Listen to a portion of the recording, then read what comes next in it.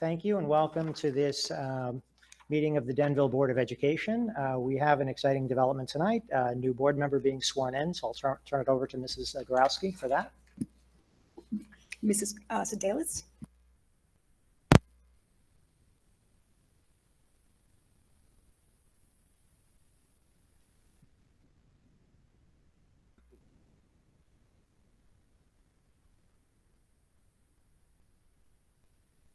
Good evening. And tonight we're going to be swearing in newly elected Mrs. Sedalis. Mrs. Sedalis, please read the oath for new board members. I, Andrea Zaydelis, do solemnly swear that I will support the Constitution of the United States and the Constitution of the State of New Jersey, and that I will bear true faith and allegiance to the same and to the governments established in the United States and this state under the authority of the people. I, Andrea Zaydelis, do solemnly swear that I possess the qualifications prescribed by law for the office of member of the Board of Education, am not disqualified as a voter pursuant to RS 19-4-1, nor disqualified due to conviction of a crime or offense listed in NJS 18A 12-1, and that I will faithfully, impartially, and justly perform all the duties of that office according to the best of my ability. So help me God.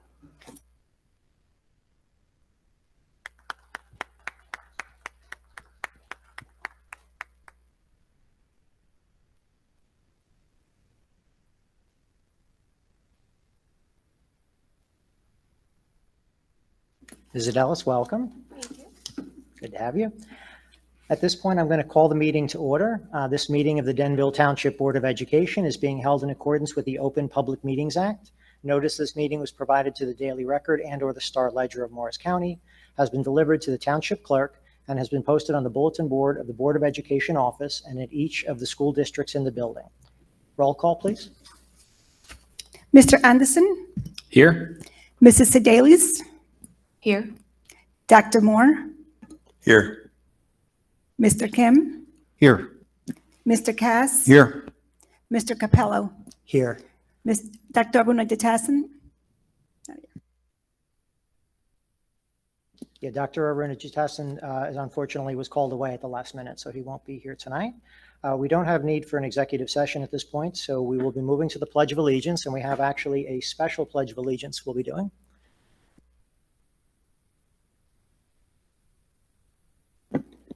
So courtesy of our Lakeview Sign Language Club, they were doing their enrichment and they would like to share what they have learned.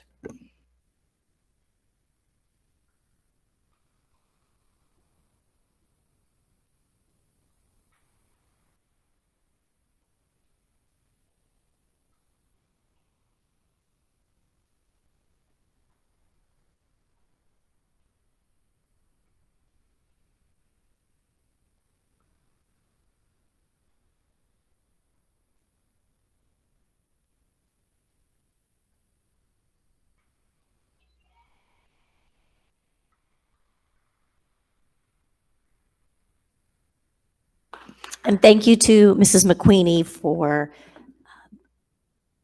supervising and teaching the students the sign language.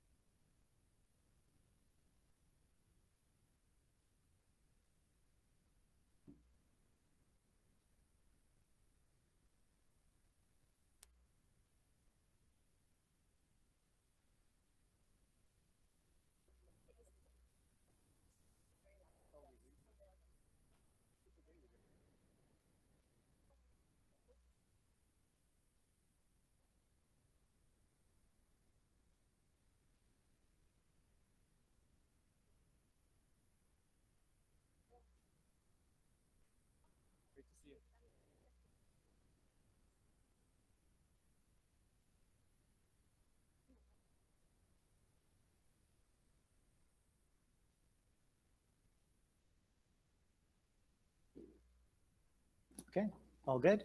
So next up, we have Dr. Cullis with the presentation on the 2022 Start Strong assessment results.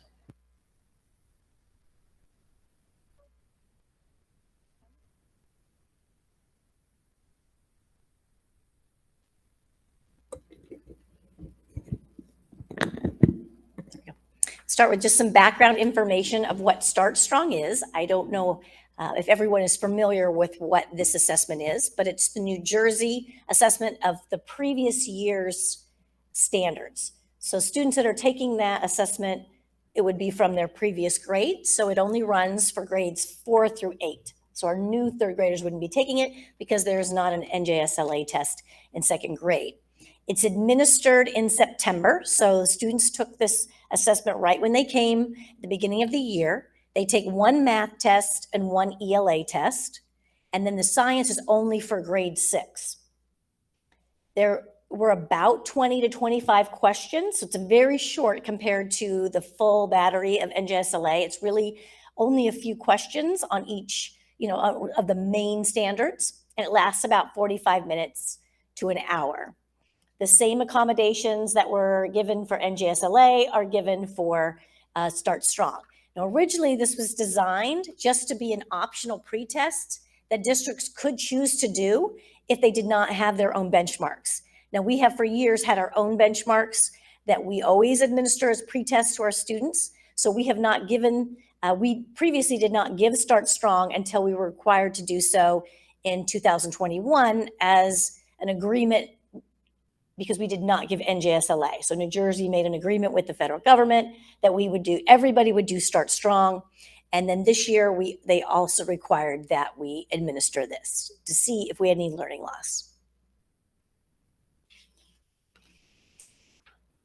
So some great things about it. It's immediate results to the districts. However, the student reports for parents weren't available till December. So the reports that you got home as parents in December were really what was going on the first couple of weeks of school.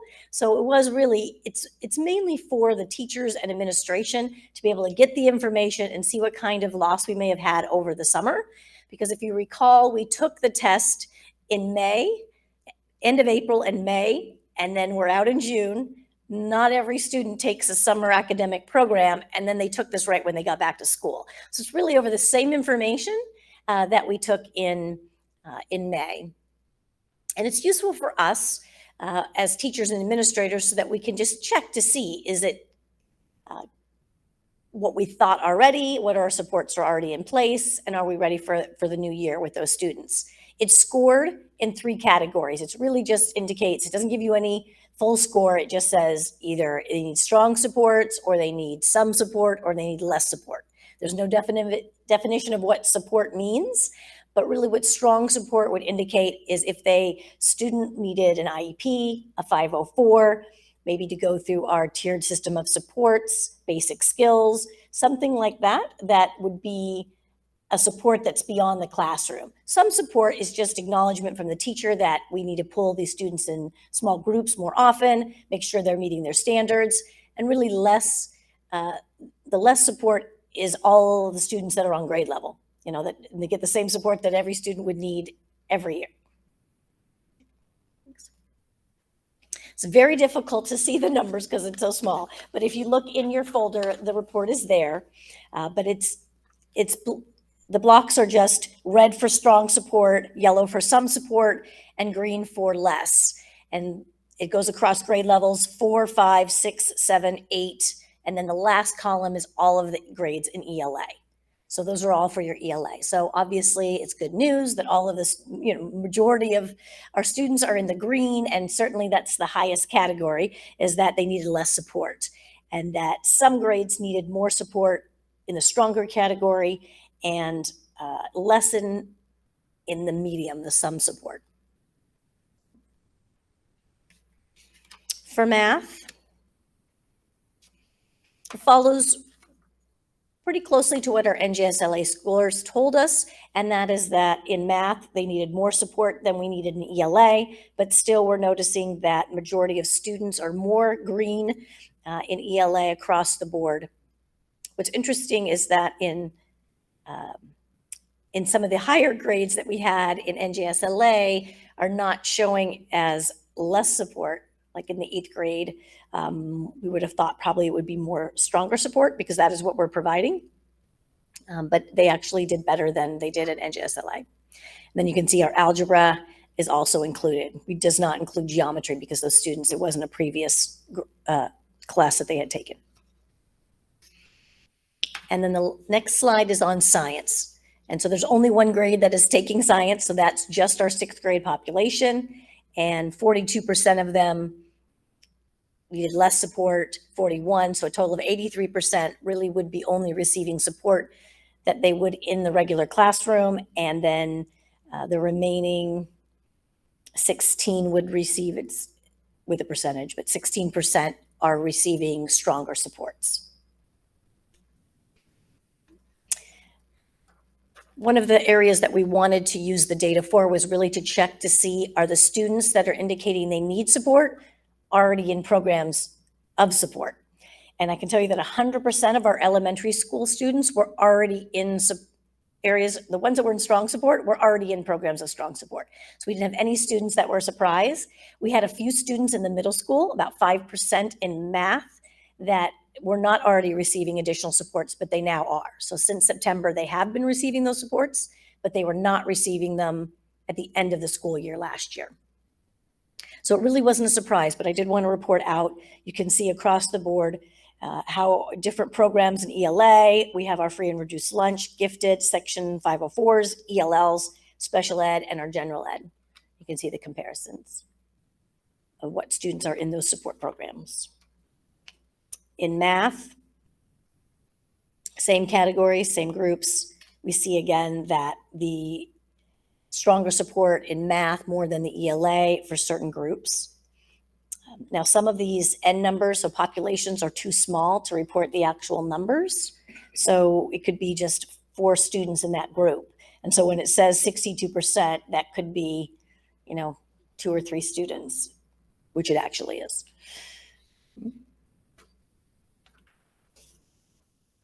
And final, the data interpretation impact. So what are we really using this for?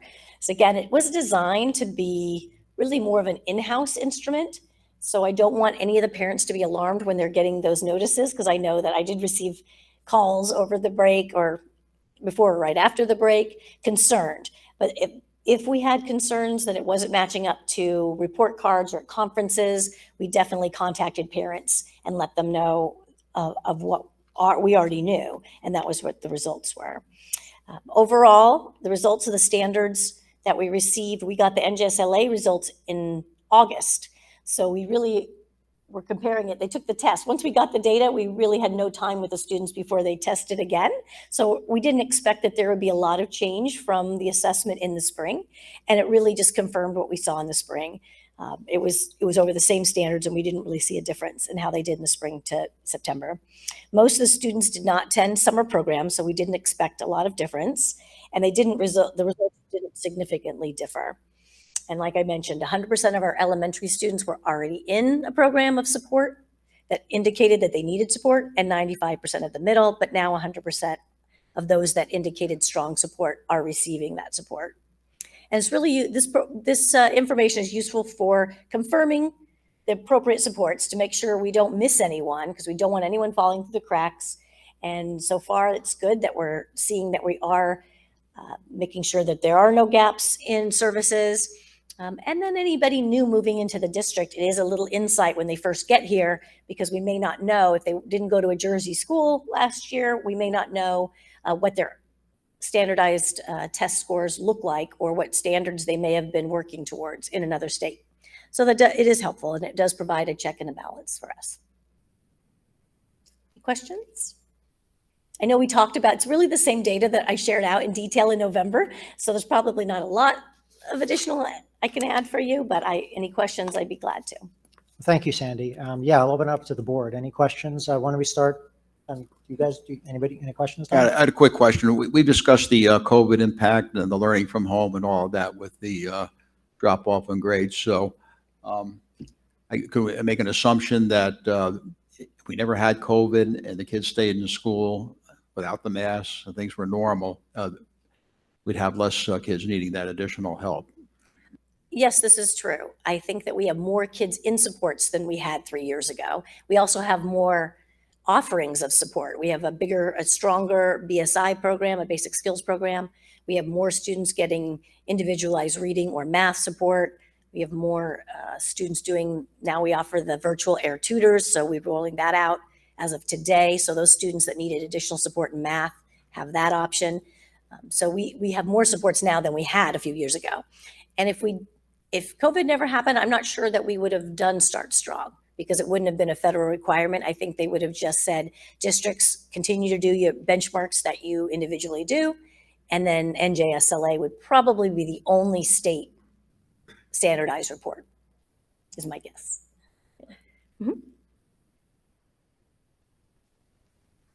Thanks, Dr. Collis. Just a quick kind of comment or question about the special ed subgroup. I'm actually really impressed with how many are in the less support maybe needed. Does that give the staff an indication of students who maybe, I know the transition sometimes out of having that support sometimes is a hard determination as to when the right time is, but does that give us some sort of indication? I was really impressed. Some of these percentages with the math and ELA, ELA is 32% less support maybe needed and 21% in the math category. It was pretty impressive, I think, from a perspective of the support we're giving them. But does that give any indication, or what do you think on that? Yes, and this year we had more students move out of a more restrictive environment of a resource room into in-class support. So we had more students in 5th and 6th grade than we have in the past, because even we moved a few once school started. Once we got the data and we realized how successful they were, we moved them out of the recommended resource room from the year before, and those students are now in the in-class support setting instead. And I think that's great news. That's exactly what we want, because we know in high school that's the support they're going to get is in-class support. There's very few students that take a small resource setting class. So that was good news. And I think some of those students, as they're starting to get older, are less reliant on some of those supports that are in their IEPs. Great, thank you.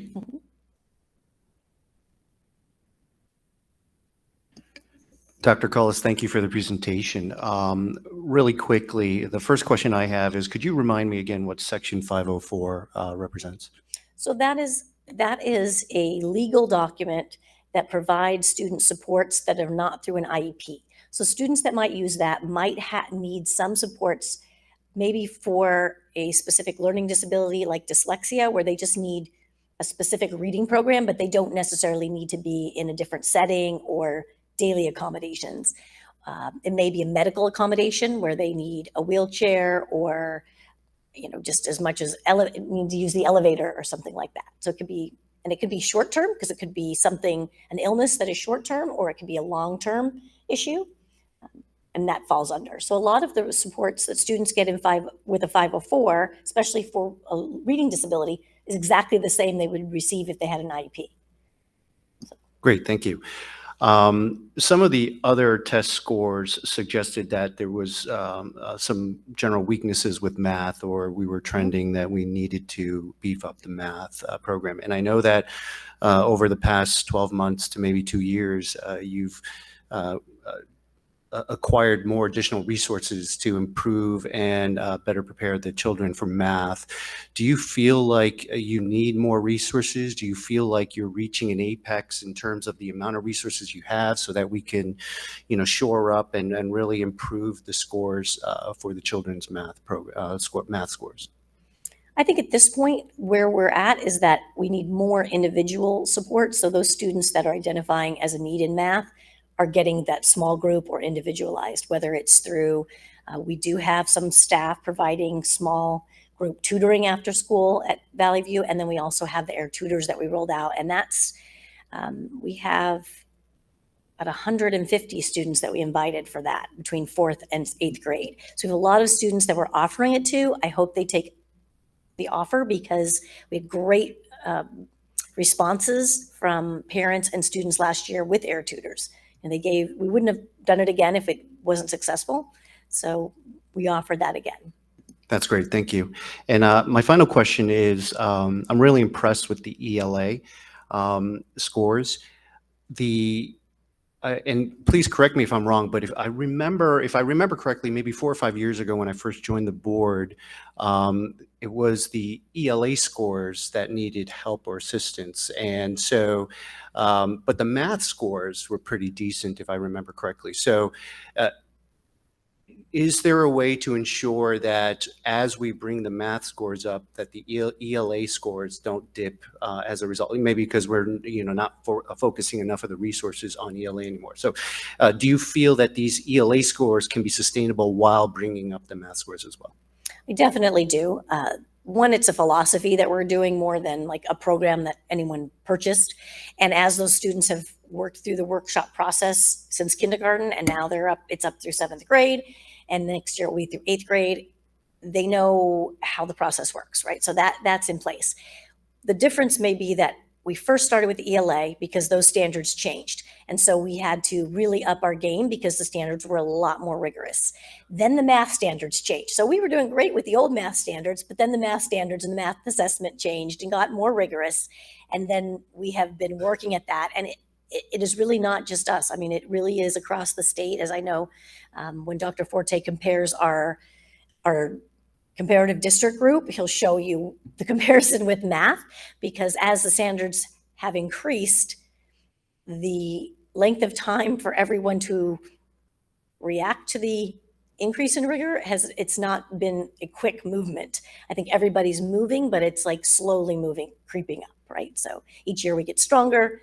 Like I said before, I was super excited to take the assessment in 2020 because I felt like we were really ready. We'd put so much effort into it, and then we didn't get to do that. So now we feel like I'm excited for the February benchmarks, because that is what I'm going to be able to use to compare to the Dreambox data that they've been doing. Now they've been doing it solidly, and I want to see where we're at. And I know that the math coach and the teachers were also excited to see what it looks like because they've been working so hard. So I think you're going to see that. I don't think we'll see a fall off of ELA by any means. It's only getting stronger, and then math, I know, will start to come up. Thank you for sharing that. I didn't realize that the standards has changed, and that could have led to why some of these scores might have differed. And I really appreciate your explanation and your comments that it's not something that we simply need to throw more resources at.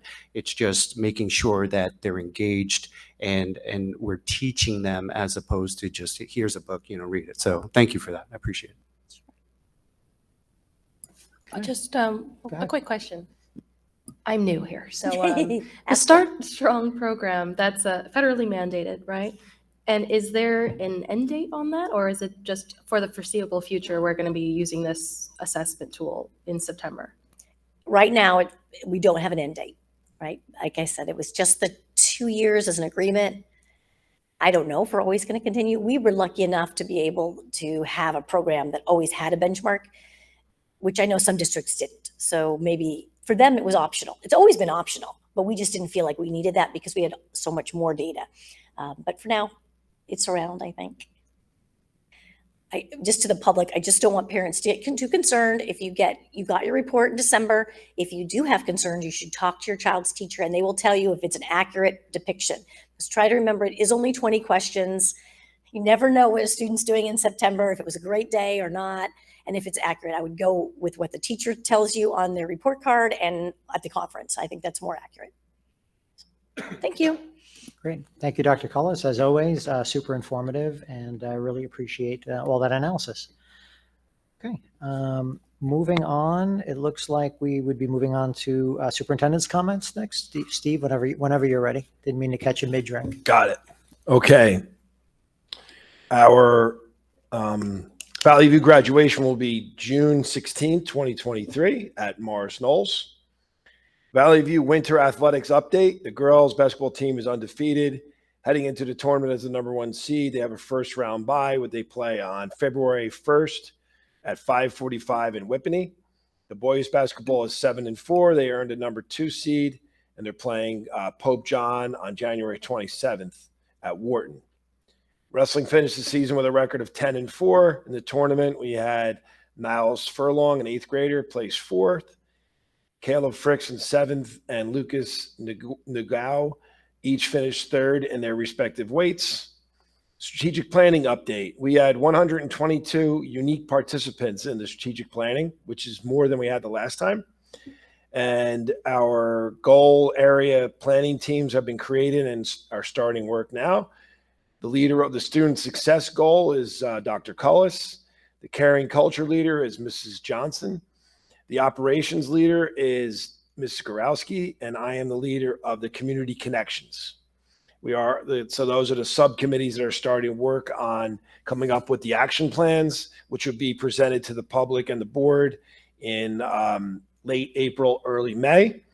And then we'll have the poster created and on for board approval before the end of this school year so that we can start the work in July of 2023.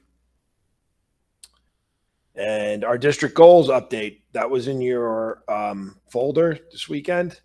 And I just wanted to go over a couple things real quick. Our district goals, number one, was to create a new multi-year strategic plan. So we're in the process of that. And we've held our public meetings. And now, again, we're in the subcommittee section. Goal 2 is to increase achievement for all students with a focus on grades 3 through 8 math. I see you're on there. Do you want to do your part? Just going off of what I was just talking about, we have a lot going on. Specifically, our achievement goal was in math, and we know the Dream Box is there. The Air Tutors, the invitations went out. We're starting January 30th. We have a new motivational program starting called Math Win at Valley View, where the students have an opportunity to, when the teachers acknowledge, so the students came up with what it means to put in a strong effort in math, came up with a list of skills that they would demonstrate. And teachers, when they see that in class, will give out a raffle ticket that goes into the jar, and then their monthly little giveaways. But at the end of the year, we're having a game show company come in, and they're doing like a trivia game show. And the students that get drawn out of that jar get to be in the game show. So that's a lot of fun for the middle school. I know they will enjoy that. So that's kicking off. And everything else with the data, we've been analyzing the data.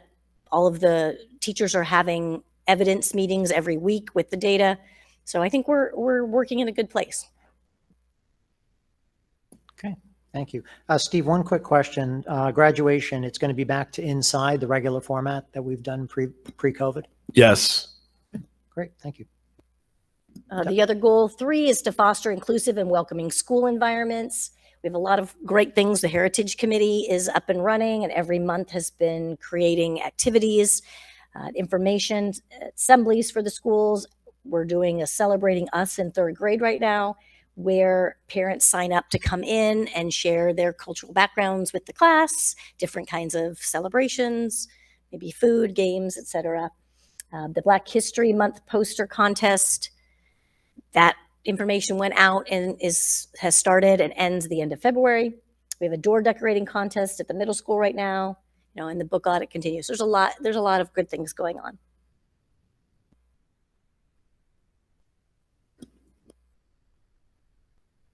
The last goal is to increase resilience by focusing on mental health and awareness. And this is it's part of the 5-year strategic plan as well. We continue our character education during Monday meetings and our focus on resiliency. Also, Dr. Cullis worked on getting a presentation from Dr. Michelle Borba, which will be, is that accurate, March 22nd? Yeah. On March 22nd, parenting tips to foster resiliency. And that information will be in the Friday folder this week, or it's coming up? Yes, the flyer will go out. We're going to start pushing that. And that's it for the superintendent's comments. Okay, thank you. Dr. Cullis, do you have additional? Just reinforcing that we are doing that. Michelle Borba, it says in the agenda 23rd. We did have to make a change. It's March 22nd.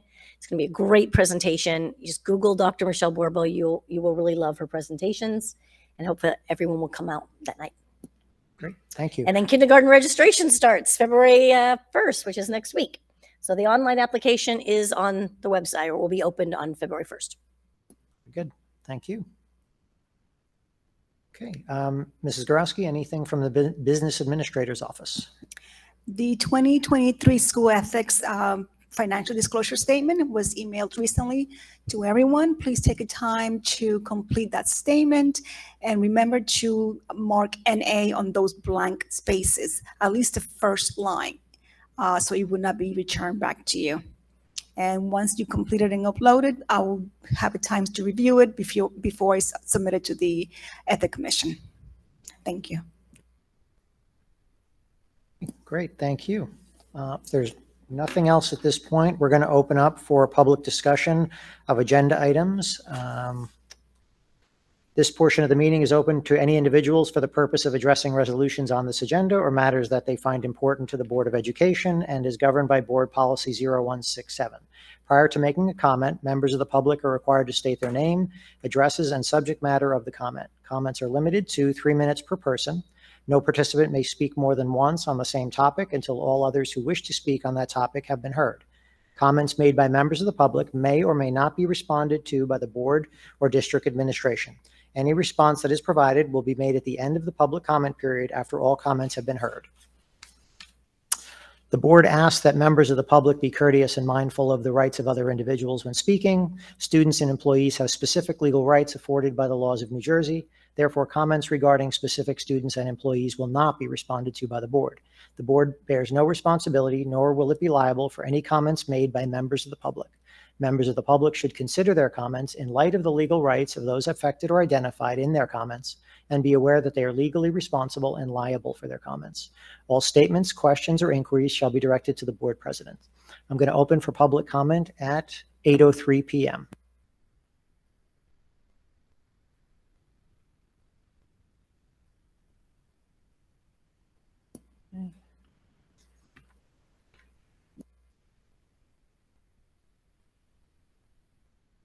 And since we have no one in the chamber that would approach to speak at this time, I'm going to go ahead and close our first public session also at 8:03 p.m. And we'll move on to old business action to be taken. Mr. Kim, would you care to move us through our old business items? Sure, I'd be happy to. I motion that we approve tonight letters A through C under old business. A represents the reports from December 2022. That includes the treasurer of school monies and the board secretary report. Under B, education reports includes the report of student enrollment, report of health office for December 2022, as well as HIB case VV 22-2307. And finally, the minutes for the work and regular session and executive session meeting on December 12th, 2022. I'll second. Thank you, Mr. Kim. Thank you, Mr. Cass. Any questions or comments on these items?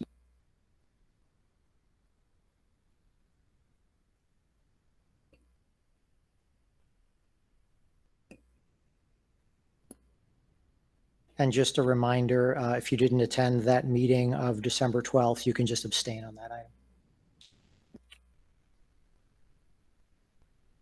Okay, if there's nothing else, roll call, please.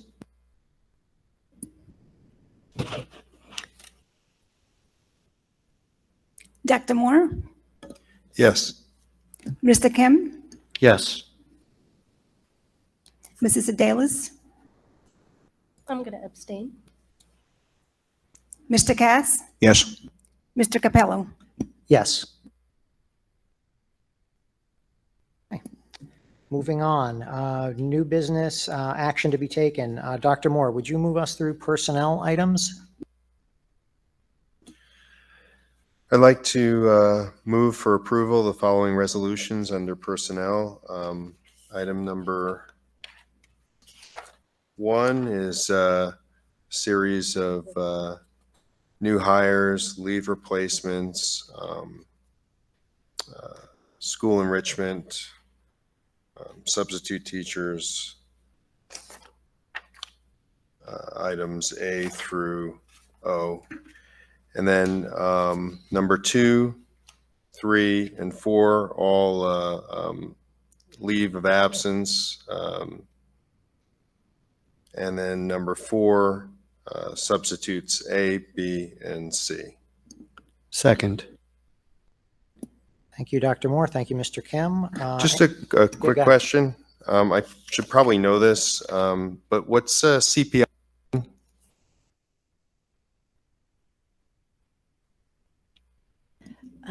This is a training with with staff that need to be trained to medically and safely care for students that may be trying to get away or harm themselves. So like it's the restraint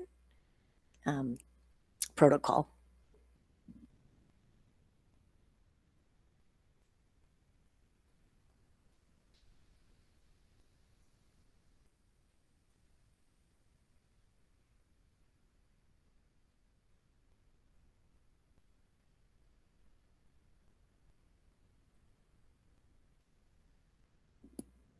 Any other questions or comments on these items before we vote?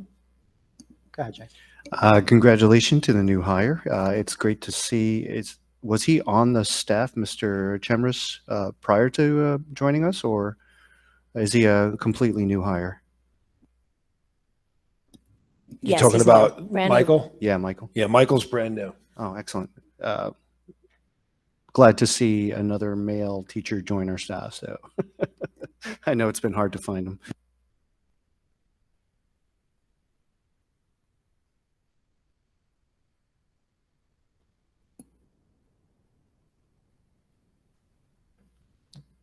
Okay, if nothing else, roll call, please.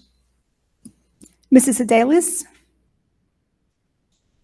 Yes. Dr. Moore, Yes. Mr. Kim, Yes. Mr. Cass, Yes. Mr. Capello. Yes. Mr. Anderson had to step away for a few minutes, so I'll go ahead and move instruction and programming. If there are no objections, sorry, I'm trying to do this with one hand here.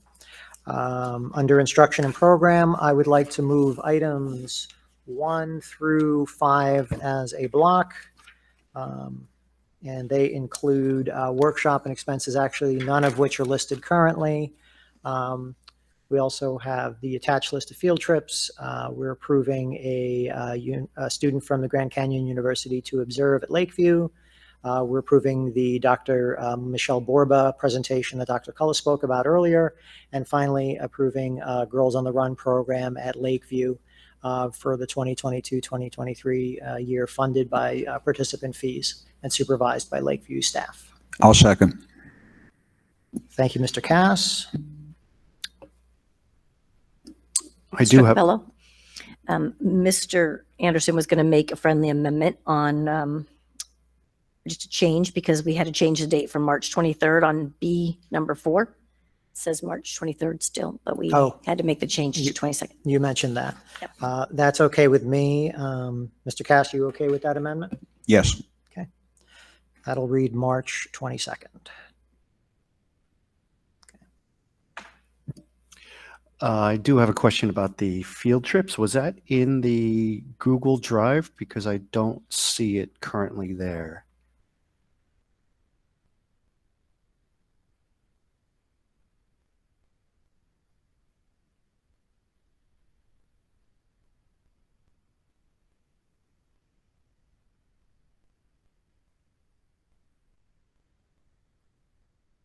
Under January 23 BOE docs, there's a link to it on there.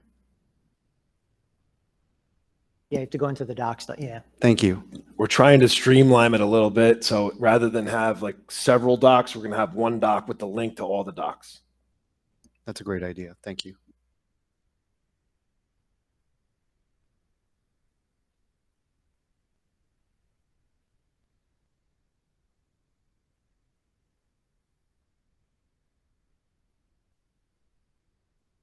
Okay. If nothing else, roll call, please. Mrs. Adelis, Yes. Dr. Moore, Yes. Mr. Kim, Yes. Mr. Cass, Yes. Mr. Capello. Yes. Okay, moving on to policy revisions. Mr. Cass, would you care to move us through the one item for tonight? Certainly.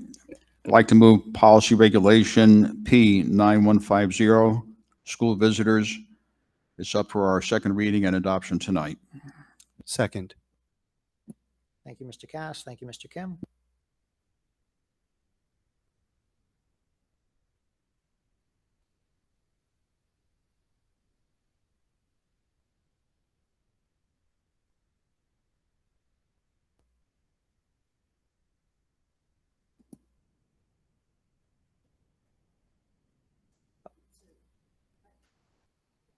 Right, yes.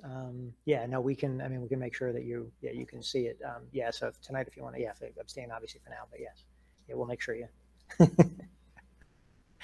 Yeah, too much of this is happening in real time, unfortunately. Okay, if there's no other questions or comments, roll call, please. Mrs. Sedalis, I will abstain at this time. Dr. Moore, Yes. Mr. Kim, Yes. Mr. Cass, Yes. Mr. Capello. Yes. Okay. Moving on to finance, Mr. Kim, would you care to move us through that? And I noticed that there was an addendum added. Great, thank you. Yes, I'd like to motion tonight that we approve resolutions 1 through 6, 6 being on the addendum, under section D, finance. Number 1 is a list of items or checks as seen on the table on the agenda. Number 2 is the approval of the revised rental agreement for Kids to Pros Camp for the summer of 2023. Number 3 is to approve the settlement for a student for the amount not to exceed $3,000 for the school year 2022-2023.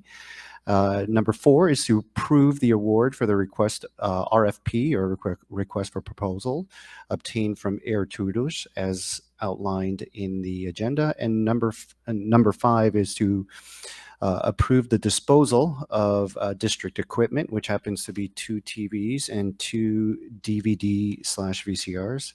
And finally, number 6, to approve that a student attend Celebrate the Children's School for the remainder of the school year for the cost of $54,540. I'll second. Thank you, Mr. Kim. Thank you, Mr. Cass.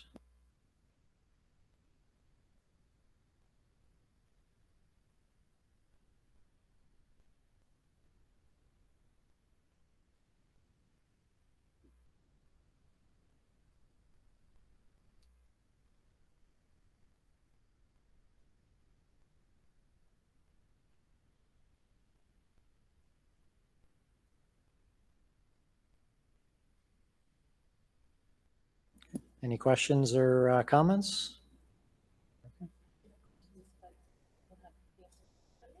Okay. Okay.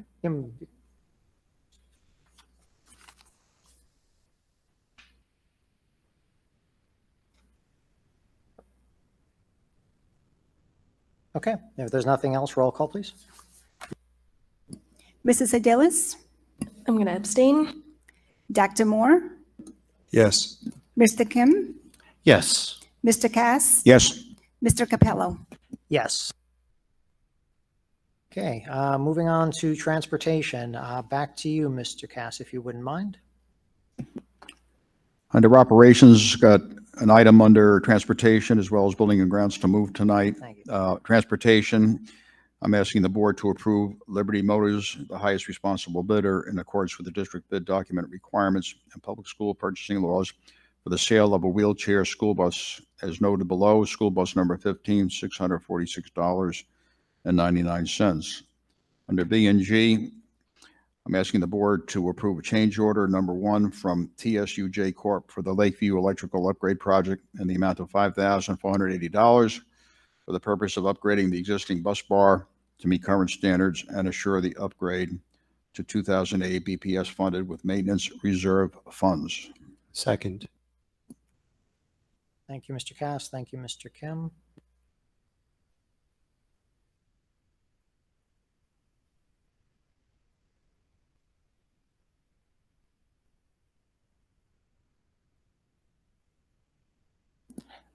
Just a quick question on the TSUJ Corp. Electrical upgrade project. Was that I guess, why did the change order come about? Like, what was the original, like, what was the change, I guess? One of the utility boxes was mislabeled. It should have read 2,000 amps, and when they opened the box, it was less than 2,000, so they had to upgrade that one. Okay. Thank you. Okay. Anything else? Okay. Roll call, please. Mrs. Adelis, Yes. Dr. Moore, Yes. Mr. Kim, Yes. Mr. Cass, Yes. Mr. Capello. Yes. Okay, we are to good of the cause. Committee reports, which have not happened yet. Any correspondence, discussion items? We can also talk about board highlights for tonight.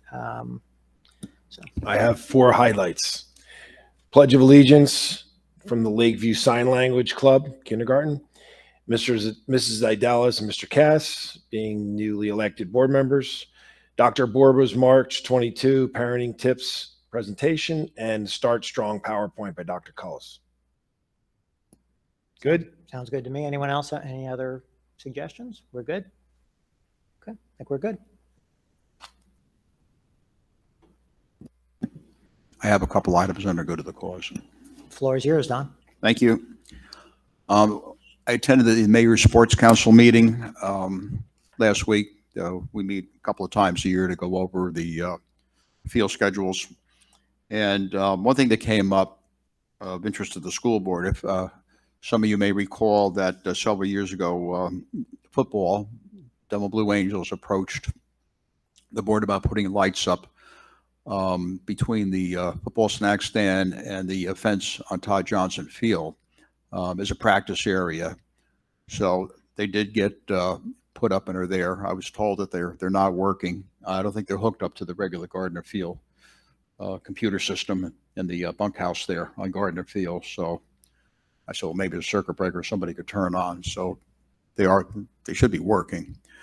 But that's school board property there along with TJ. And then we had more discussion about that because that is now besides, I don't even know if they're using it for football practice anymore, but they have a T-ball diamond there for the young players, the T-ball players. And so they were interested in getting the lights working. But also, Hub Soccer would like to look into putting lights up on Todd Johnson. There's not much residential there. The new lights now that they have up at the artificial turf field and the new lighting at all these fields now, they have these spill shields on them, so you really don't get a lot of light in the surrounding area other than on the field. But our program is growing. We're doing initiatives with the Red Bulls now, and having lights would extend our time on that field when it gets dark in the fall. So the other thing I want to mention too is that I don't know if you participated in or saw the New Jersey School Boards Association firearms survey, school safety. So I kept it very general because we like to keep our security details as confidential as possible. So you might get some phone calls, Steve. I said, check with our superintendent because I think we've done an excellent job on school security. But I'm sure everybody's aware of this recent safety snafu. I believe it was in Texas where some first grade kid got a firearm out of the house and shot his first grade teacher. So, anybody knows anything about firearms, they keep them where kids can get it. They should really be locked and secure. Only maybe 1 or 2 people in the house should be able to get them. So that was interesting. It's a small segment of the crime that's going on throughout the country, shootings, muggings, etc. But it's good they're looking into assessing what the various school boards throughout the state are doing with firearm safety.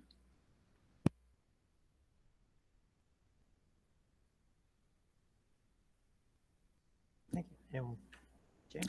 Yeah, I had a question for IMP committee, whether or not the committee was able to start discussing the reward or recognition of the sports teams. I know that we had a spin-off committee to talk about recognizing individuals or teams within the town, maybe as who participated in the rec program as opposed to an in-school sports team. So if was that discussed? Is there plans to make it go live? Just wondering if that was if there was any updates or not yet. Okay. Yeah, Dr. Moore, right, I mean, I know we discussed it at the last meeting, but yeah, I don't think they've had the opportunity yet to do that. Okay. Cool. Thank Sorry, you. I missed part of your question. Can you just I'll put it on restate? the agenda for February. Great, thank you. It was just an update with regards to the recognition of the teams, sports teams or individual teams as part of the rec program, and whether it's going to go live soon. It actually is live. It went out in the Friday folder a few times, and it's on the website now. Ah, thank you. So Didn't anybody realize can that. monitor. Anybody can, submit one, and then what would happen is we would bring it through Dr. Cullis's IMP committee, because that's where we deal with extracurricular, and the IMP committee could decide whether or not it's worthy. I mean, we don't have to be that formal, but if we want to be, we can be. Great, thank you. I didn't realize that. Thank you so much.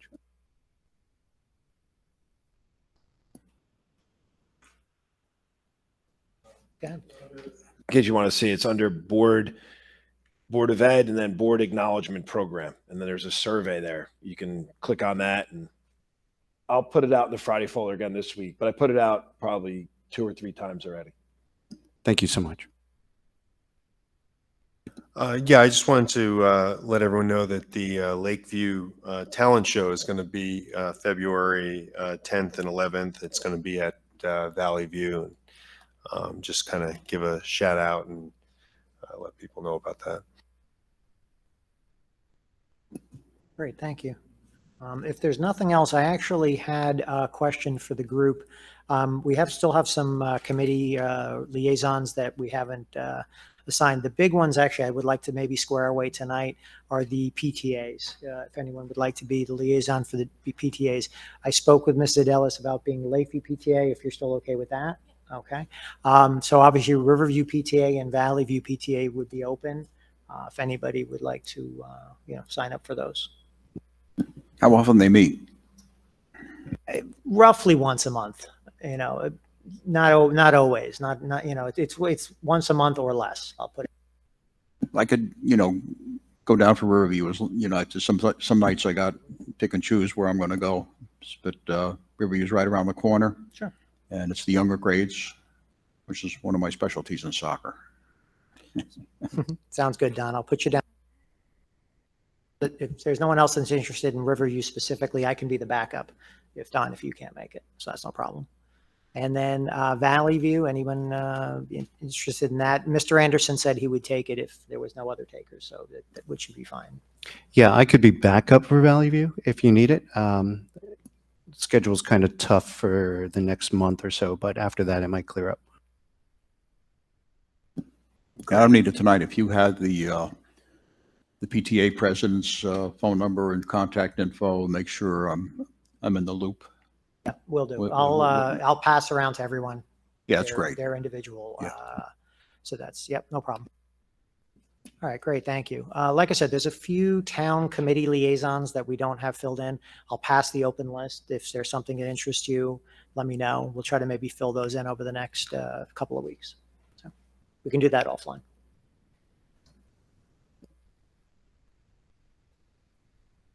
Okay. Anything else? Good of the cause? All right.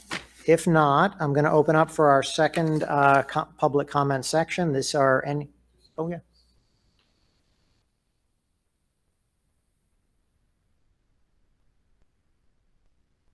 I was definitely going to do that. I appreciate that. Second public comment section, any items germane to the district. We're going to be opening this up, and the same conditions that I read at the beginning are still in effect. We're opening up at 8:26 p.m.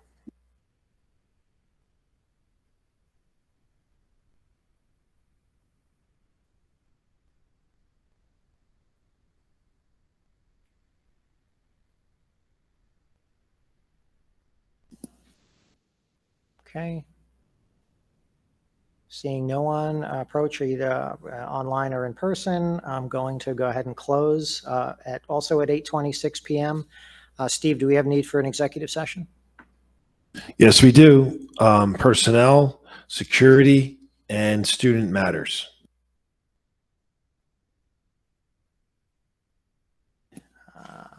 Mr. Kim, would you care to move us into executive session? Sure, I'd be happy to. I motion that to convene an executive session in accordance with Section 8 of the Open Public Meetings Act. The purpose of this closed session will be to discuss security, personnel, and student issues. Minutes of this session will be made available to the public when the need for confidentiality no longer exists. Second? All in favor? Aye. Any opposed? Any abstentions? Okay, we are in executive session as of 8:27 PM. Thank you, everyone, for coming tonight.